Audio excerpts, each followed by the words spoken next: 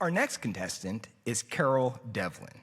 Carol is pursuing a PhD in nursing in the Fitzpatrick College of Nursing, presenting a relationship between smoking status and postoperative surgical site infections. Here is Carol Devlin.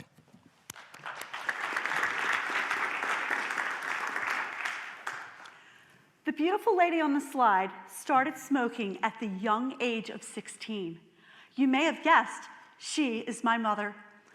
In 1972 was the first time that I lobbied for my mother to stop smoking. It was after my second grade teacher asked, "Raise your hand if your parents smoke at home." I was so excited to raise my hand, despite the fact that those cigarettes smelled terrible. I was certain that we would have an instant connection. Predictably, the outcome was not as I had hoped. Despite the fact, Miss Alfredo shared that those cigarettes were not only bad for those who smoked them, but also the people around the smoke, and in particular, young children. I was certain that my mother would smoke once she was aware that those cigarettes were not only bad for her, but also for me. 2 disappointments in one day. 14% in the United States smoke cigarettes, 1 in 4 globally. While the percentages of smokers continues to drop, the overall number of individual smokers has reached an all-time high of 1.1 billion people. 480,000 in the United States and and 8 million globally die from the effects of tobacco every year.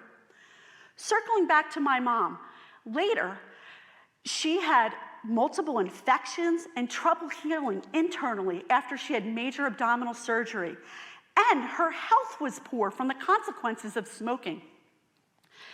She agreed to quit smoking for 6 weeks before her last surgery, and you guessed it, that time she healed.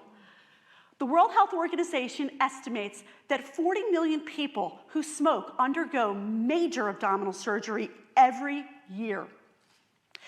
Smoking is linked to surgical site infections. Surgical site infections are the most common and costly hospital-acquired infection and account for $10 billion in costs in the United States. The World Health Organization and the American College of Surgeons recommend that smokers stop smoking for 4 or more weeks prior to surgery.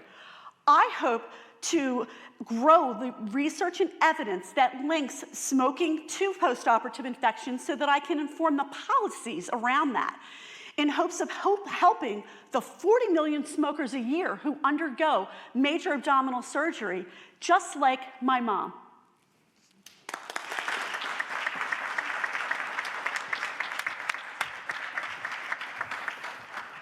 Thank you so much, Carol, for that fantastic presentation.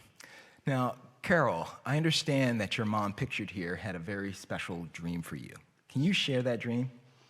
I can. My mother always wanted me to graduate from Villanova University. At the time when I was applying, I couldn't afford Villanova, so I started my education at a diploma program.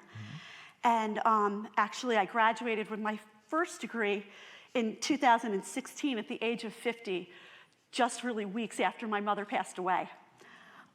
So my cousins, I come from a very large family, rallied around me, and the dean may not have known this, but I had 30 guests at graduation who were cheering me on, as my brother and I are the first to graduate from college in our families. And while that's fun and touching, what's really fun is that both in 16 and 18, when I graduated from Villanova, the Wildcats won basketball, and I'm scheduled to graduate this spring, so I'm hoping that once again, they too will find the success that I have at Villanova, because I know that we really do ignite, and that's not a cliche. Fantastic. Thank you so much. Thank you. Dr. Granis, can you share insights? Thank you, and I have to say, Carol, we are lucky to have you here at Villanova, so thank you for that wonderful presentation and wonderfully informative. I really loved the slide and how you made this so personal, and you have that, the picture of your mother, and you tied that thread through your whole story.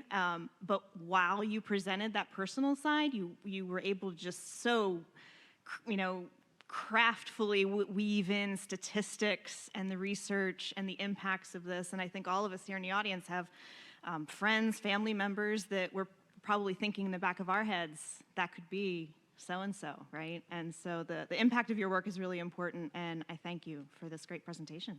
Thank you.